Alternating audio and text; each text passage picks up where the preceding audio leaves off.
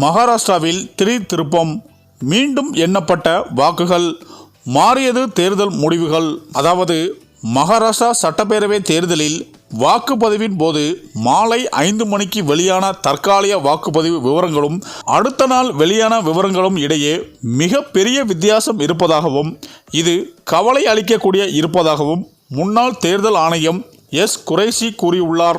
மேலும் மகாராஷ்டிராவில் முதலமைச்சர் ஏக்நாத் ஷிண்டே தலைமையில் சிவசேனா, பாஜக மற்றும் தேசிய காங்கிரஸ் கட்சிகள் அடங்கிய மகாயுதி கூட்டணி ஆட்சி நடைபெற்றது.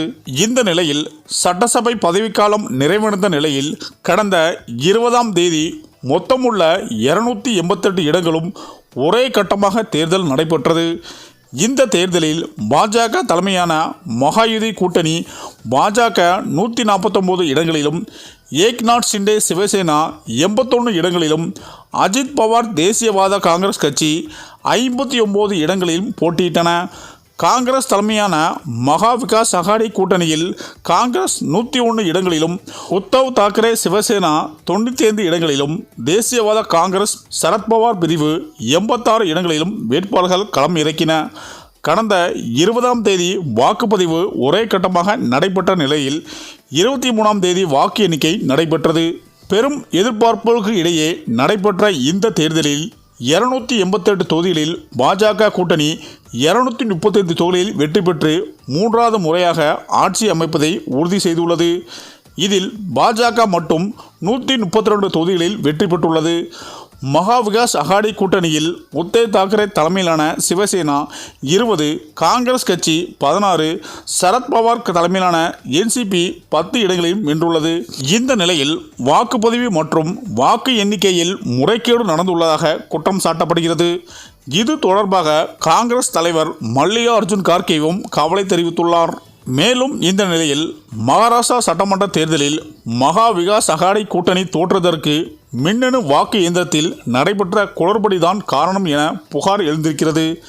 பல இடங்களில் அதிக வாக்குகள் பெற்ற வேட்பாளர்களை விட 2வது, 3வது இடம் பெற்றவர்களின் வாக்கு எண்ணிக்கை வித்தியாசம் மிக குறைவாக உள்ளது. மேலும் வாக்கு எண்ணிக்கையின் போது வெளியான தற்காலிக வாக்கு எண்ணிக்கை விவரங்களும் அடுத்த நாள் வெளியான வாக்கு எண்ணிக்கை விவரங்களும் மிக பெரிய வித்தியாசம் இருக்கிறது. இந்த நிலையில் வாக்குப்பதிவு நாளன்று மாலை 5 மணிக்கு வெளியான வாக்குப்பதிவு விவரங்களும் அடுத்த நாள் வெளியான வாக்குப்பதிவு விவரங்களும் இடையே மிக பெரிய இடைவெளி இருக்கிறது. இது நிச்சயம் கவலை அளிக்கக்கூடிய விஷயம். மேலும் இந்திய தேர்தல் ஆணையத்தின் முன்னாள் ஆணையராக குரேஷி பல இடங்களில் மிக குறைந்த வாக்கு வித்தியாசத்திலே வெற்றி தோல்வி தீர்மானிக்கப்பட்டிருக்கிறது.